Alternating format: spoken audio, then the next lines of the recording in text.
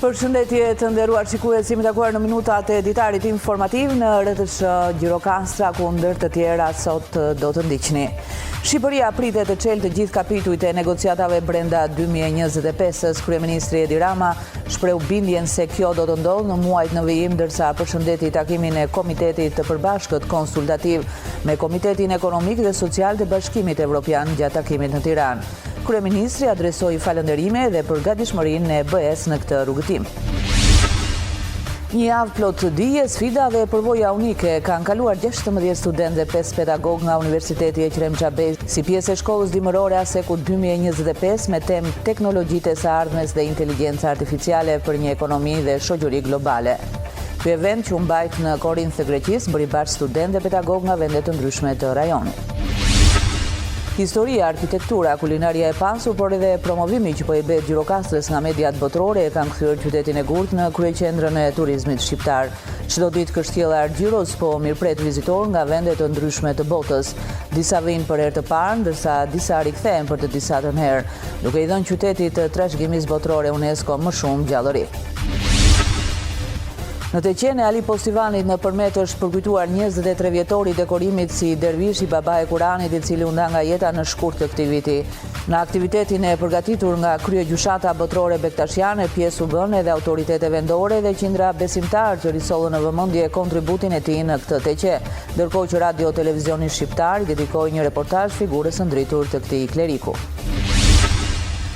Ju njohim tani më gjerësisht. Shqipëria pritet të çelë të gjithë grup kapitujt e negociatave brenda 2025-s. Kryeministri Edi Rama shpreu bindjen se kjo do të ndodhë në muajt në vijim, ndërsa përshëndeti takimin e Komitetit të Përbashkët Konsultativ me Komitetin Ekonomik dhe Social të Bashkimit Evropian gjatë takimit në Tiranë. Kryeministri adresoi falënderime, por edhe gatishmërinë e Bashkimit Evropian në këtë rrugëtim. Nga takimi i Komitetit të Përbashkët Konsultativ me Komitetin Ekonomik dhe Social të Bashkimit Evropian, Kryeministri Edi Rama e cilësoi si unik rrugtimin e Shqipërisë në Bashkimin Evropian. Ai tha se pritet që brenda vitit 2025 të çelen të gjithë grup kapitujt e mbetur të negociatave.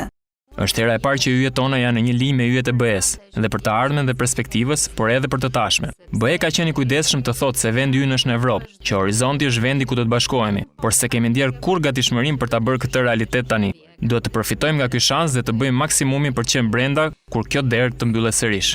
Sot ne e gjejmë veten tonë në pararoj pasi çelën negociatat vitin e kaluar dhe këtë vit kemi shans të mirë të hapim grup kapituj. Kreu i Komitetit Ekonomik dhe Social në Bashkimin Evropian, Zoti Rëpke, konfirmoi angazhimin e Unionit për të mbështetur Shqipërinë në procesin e parantarësimit, por gjithashtu ai vlerësoi bashkëpunimin me ekipin e ekspertëve shqiptar të angazhuar me negociatat.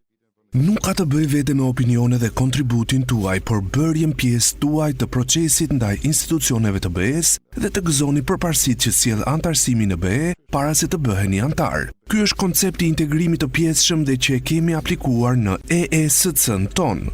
Vlerësimi ka qenë pozitiv dhe KE ka vendosur të mbështesë më tej këtë nisëm dhe vërtet do të doja të falenderoja Komisionerin e Bashkimit Evropian se pa mbështetjen e saj do të ishte vështirë për të pasur këtë nisëm. Krahas punës së ekipit negociator, i rëndësishëm në procesin e negociatave mbetet edhe angazhimi i shoqërisë civile. Komisioni Qendror i Zgjedhjeve miratoi shtimin e komisionerëve për administrimin dhe numërimin e votave nga jashtë vendit, si dhe ngritje në një qendre votimi brenda burgut të Rogozhinës për 151 të burgosur. Po ashtu KQZ caktoi minutazhin për fushatën në televizionin publik dhe kërkoi rregulla të qarta për reklamat dhe hapësirat publike për të garantuar barazi mes partive. Në mbledhjen e mbajtur të premten, Komisioni Qendror i Zgjedhjeve miratoi disa vendime të rëndësishme në kuadër të përgatitjeve për zgjedhjet parlamentare të 11 majit. Një nga vendimet më kryesore ishte shtimi i numrit të komisioneve për administrimin dhe numërimin e votave nga jashtë. Konkretisht, do të ngrihen 7 komisione të posaçme, të cilat do të mbulojnë të gjitha qarqet e vendit, si dhe 37 grupe numërimi për këto vota. Për qarkun Tiranë do të ngrihet një komision i administrimit, numërimit dhe vlerësimit të votave nga jashtë, për qarkun Fier 1, për Elbasan dhe Kukës do të jetë 1 bashkërisht, për Durrës dhe Gjirokastrës do të jetë 1, Koç dhe Digër do të jetë 1, Vlorë dhe Lezhë do të jetë 1 i përbashkët, po kështu dhe për Shkodër dhe për Berat.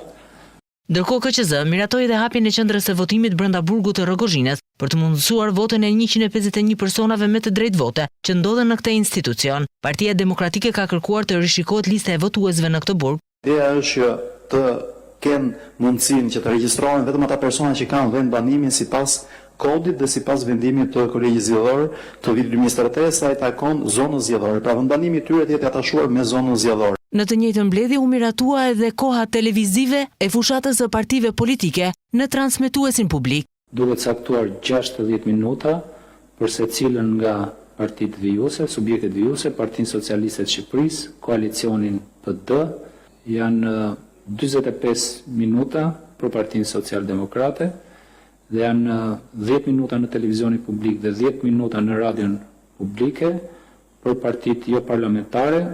Komisioni Qendror i Zgjedhjeve miratoi gjithashtu edhe shtypjen e fletëve të votimit, të cilat do të prodhohen me një shtesë prej 2%, më shumë se sa numri përgjithshëm i votuesve.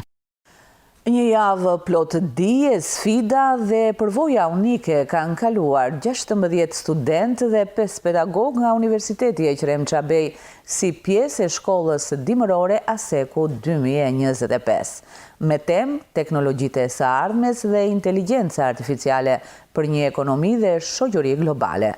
Ky event që u mbajt në Korinth, Greqis, bëri bashkë studentë dhe pedagog nga vende të ndryshme të rajonit. Studentë dhe pedagog të Universitetit të Gjirokastrës kaluan një javë të paharrueshme në shkollën dimërore Aseku 2025 që u zhvillua në Greqi. Ata morën pjesë në leksione mbi inteligjencën artificiale dhe zhvillimet më të fundit teknologjike, si dhe u përfshin në punë në grup me prezantime projektesh me studentë nga vende të tjera të rajonit. Neve na bëri të mësonim se si mund të ndikonte në një krijim të planit të biznesit, çfarë ndryshimi kishte ajo nga krijimi i planit të biznesit që mund të bënte një njeri nga një makineri elektronike. Dhe sidomos ndikoi shumë edhe puna në grup që njerëzit bënin me njëri tjetrin dhe pavarësisht se ishim të shteteve të ndryshme, nuk kishte asnjë ndryshim pasi të gjithë ishin shumë miqësorë dhe të tërë bërën një punë shumë të shkëlqyer. Ne patëm mundësi që aty të prezantohemi edhe me diellën shqiptare, me asistentën virtuale, e cila tashmë asiston të gjithë qytetarët të cilët kanë nevojë dhe aplikojnë apo kërkojnë të marrin shërbime përmes portalit e Albanias. Ajo që ka e bëri interesante këtë javë për ta, ishte ndërthurja e pjesës akademike me aktivitetet social-kulturore dhe argëtuese. Kishim sporte të ndryshme, kishim aktivitete të ndryshme dhe kishim dhe party, kishte dhe bar, edhe ishin shumë pjesëtar. Pra, me pak fjalë ishe detyruar të takoje njerëz nga kultura të ndryshme. Ishte një eksperiencë shumë benefituese, jo vetëm nga ana akademike, sigurisht, por edhe nga ana sociale. Eventi radhës nga shoqata e universiteteve ekonomike të Evropës Juglindore do të mbahet në Armeni, ku do të organizohet konferenca e 14 ndërkombëtare e rinis dhe shkolla verore 2025 me temën Ekonomia e re, inovatorët që formësojnë të ardhmen. Historia, arkitektura, kulinaria e pasur, por edhe promovimi që po i bëhet Gjirokastrës nga mediat botërore e kanë kthyer qytetin e Gurt në kryeqendrën e turizmit shqiptar. Çdo ditë Kështjella e Argjiros po mirëpret vizitor nga vende të ndryshme të botës. Disa vinë për herë të parë, ndërsa disa rikthehen për të disatën herë, duke i dhënë qytetit të trashëgimisë botërore UNESCO më shumë gjallëri. Ardhja e pranverës ka bërë që vizitueshmëria në kalan e Gjirokastrës të jetë edhe më e lartë, duke e cilësuar si një ndër monumentet më të preferuar të turistëve vendas, por kryesisht ata të huaj. Kalaja madhështore e Argjiros çdo ditë mirëpret vizitor nga mbar bota. Fal vlerave historike dhe arkitektonike që ka, shumë turistë e kanë kthyer në një prej destinacioneve kryesore për ta vizituar. Ata shprehen se është një prej vendeve më të veçanta dhe me më shumë histori. Jam nga Suedia, më pëlqen historia, vendet dhe njerëzit e pamshëm që ka ky qytet. Kalaja është e mrekullueshme. Unë do të rri edhe një javë tjetër në Shqipëri dhe do të vizitoj vende të ndryshme. San Francisco, California. Vi nga Kalifornia, më pëlqejnë shumë ndërtesat, rrugët, kalaja ka një pamje shumë të bukur. Gjej një qetësi në këtë qytet dhe harroj shumë shpejt kohën. Këtë vend të mrekullueshëm se kam gjetur në asnjë vend tjetër. Do ta rekomandoj edhe të miqtë e mi. Ky monument është kthyer tashmë në një pikë të rëndësishme për gujdat turistike dhe zhvillimin e turizmit. Saranda po bëhet gati të mirëpres mira turistë që do ta vizitojnë në qytetin bregdetar gjatë pranverës. Kreu I shoqatës operatorëve turistik në Sarandë, Arben Qipa, pohon se prurja turistike këtë pranverë do të jetë me një trend në rritje kryesisht të turistëve individual. Priu I ka ardhur dhe kjo kohë quhet si paradhoma e startit të sezonit, prandaj dhe operatorët turistik në Sarandë flasin tani më me qartësi për atë që presin të ndodhë. Parashikimet janë se do të ketë prurje turistike më të hershme dhe më të mirë në numra krahasuar me një vit më parë. Kjo sepse motorat e industrisë së turizmit do të nisin të punojnë. Do të filloj pak më herët si vjet, në numër do të jetë më I lartë për fillimin e muajit maj. Nuk diskutoj tani për prezencë turistike të muajit prill, që padyshim kjo do të ndodhi, por nuk mund të flas për statistika, pasi muaji prill është muaj që hapen subjektet, fillojnë linjat, fluturimet në Korfuz, fillojnë linjat e tragjetit dhe le themi motorat e industrisë sonë do të fillojnë të punojnë. Nuk jam I aftë të themi për shpejtësinë në periudhat përkatëse, por muaji maj duket sikur do të jetë më interesant nga viti I kaluar. Padyshim muaj qershor, korrik dhe gusht, ne presim referuar kontratave, e dim pak a shumë atë numrin I cili do të lëvizi. Pritshmëritë janë që prurja turistike të jetë me një trend në rritje të turistit të pavarur krahasuar me ata të organizuar nga operatorët turistik, pasi qysh vitin e kaluar turistët e pavarur rezultuan 2 herë më të shumtë në numër. Hoteleria pastaj e ka shumë të thjeshtë që të bëj bilancin e turistit të organizuar nëpërmjet operatorëve dhe të turistit të pavarur I cili vjen në mënyrë të pavarur. Një analizë e cila u bë nga viti I kaluar na rezultoi që turistët të cilët vizituan territorin shqiptar në mënyrë të pavarur ishte 2 herë më I lartë se sa turizmi I operatorëve turistik. Ardhja me shumë turistëve në mënyrë të pavarur vlerësohet nga Qipa si motivim për rritje të standardit të shërbimeve, si në hoteleri dhe në strukturat e tjera. Është shumë premtuese e para, është për hotelerinë. E dyta, janë konsumator. Ndoshta nuk mund të bëjmë një përshkrim se sa konsumator janë, por kur është I pavarur, është e sigurt që kërkon shërbime më tepër se sa një turist I organizuar nëpërmjet operatorëve. Nga ana tjetër, kemi operatorët, të cilët sjellin një numër të konsiderueshëm të madh referuar numrit të operatorëve vendas, që është mjaft serioz, dhe përse përket implementimit të programeve fakultative, operatorët turistik padyshim që është shumë mirë I organizuar dhe krijojnë një feedback ose një përshtypje ose një opinion të turistë, review, totalisht pozitiv pasi në mënyrë të organizuar çdo gjë organizohet dhe implementohet në nivel profesional. Nga biznesi vendas, operatorët turistik dhe qeverisja vendore, çdo ditë më e dukshme është që bashkërëndohen punët për t'i bërë Sarandën dhe Ksamilin destinacione tërheqëse për shkak të natyrës dhe investimit njerëzor, ku slogani të gjitha në një, all in one, është një realitet që preket dhe shijohet. Në të qenë Ali Postivanit nëpërmet është përkujtuar 23 vjetori I dekorimit si dervish I Baba Hekuranit, I cili u nda nga jeta në shkurt të këtij viti. Në aktivitetin e përgatitur nga kryegjyshata botërore bektashiane, pjesë u bën edhe autoritete vendore, qindra besimtar që risollën në vëmendje kontributin e tij në këtë teqe, ndërkohë që Radio Televizioni Shqiptar I dedikoi një reportazh figurës së ndritur të këtij kleriku. Me 4 prill të vitit 2002, kryegjyshata botërore Haxhi Dede Reshat Bardhi dekoroi dervish Baba Hekuran Nikolarin. Sot, pas plot 23 vitesh, kjo datë nderohet ndryshe nga vitet e tjera, pasi këtë vit përkujtohet pa prezencën fizike të Baba Hekuranit. Megjithatë, janë mbledhur qindra besimtar për të nderuar dhe për të përkujtuar veprat e tij të mëdha.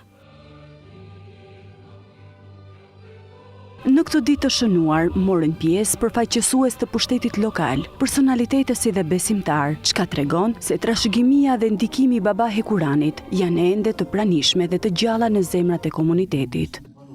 Baba Hekurani ka qenë vërtet fanatik në këto vlera, për parimin e kombit. Ai gjithmonë ka predikuar që Bektashi duhet të jenë njerëz të mësuar, njerëz liberal, njerëz të hapur ndaj të gjithëve, ndaj të tjerëve, të jenë të përmbajtur, të jenë modest, mos jenë kryelart, atë që bëjnë, e di Perëndia, thoshte ai, ne e bëjmë për të mirën e kombit. Është Baba Hekurani, ai që ka lartësuar teqen e Babaliut këtu ku jemi ne sot, në Ali Posivan. Është po Baba Hekurani ai që ka ngritur në një nivel më të lartë teqen madhore të Frashërit, e cila ka qenë dhe është një shkollë e madhe kombëtare për Shqipërinë.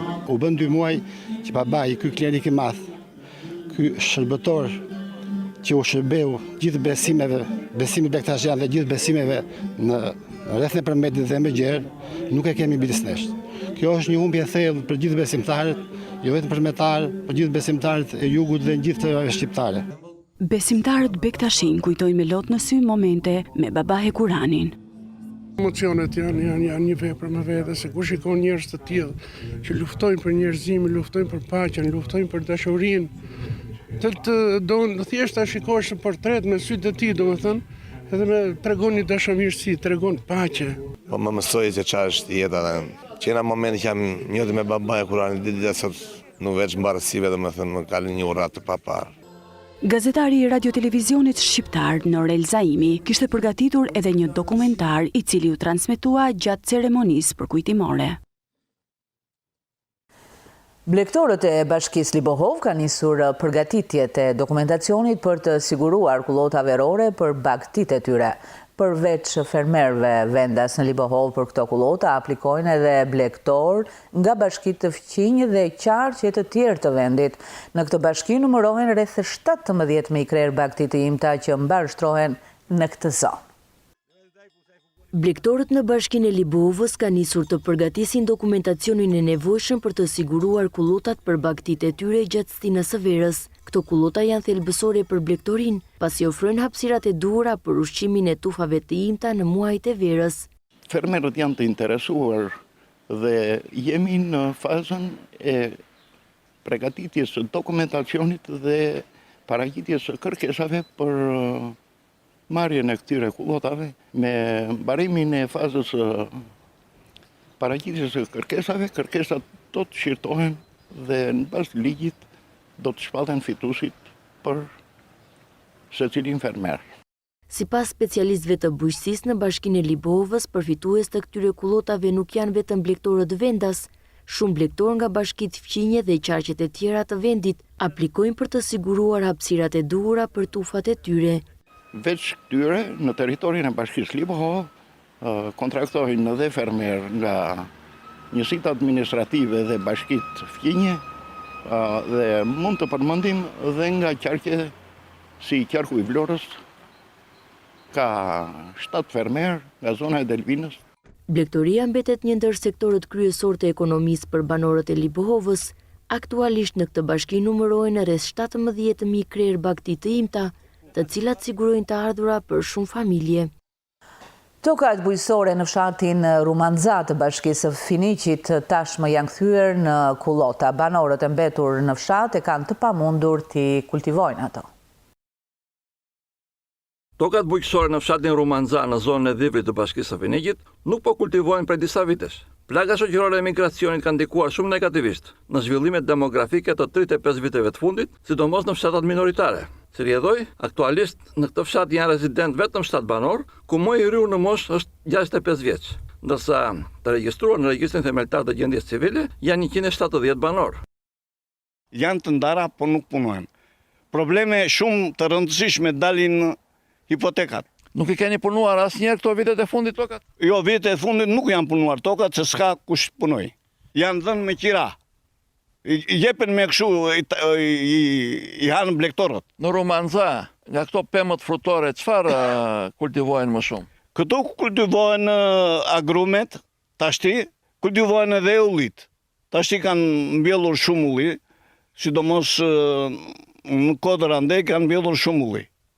Njëkohësisht, fshati ka një infrastrukturë rrugore të kënaqshme, furnizim të vazhdueshëm me ujë të pishëm dhe vaditës, kurse shërbimin shëndetësor e marrin në fshatin Memoraq, vetëm 3 kilometra larg. Përfunduam këtu të nderuar shikues, ishte gjithçka e përgatitur për këtë ditar informativ në RTS Gjirokastra. Ndahemi bashkë në Rutakofshi.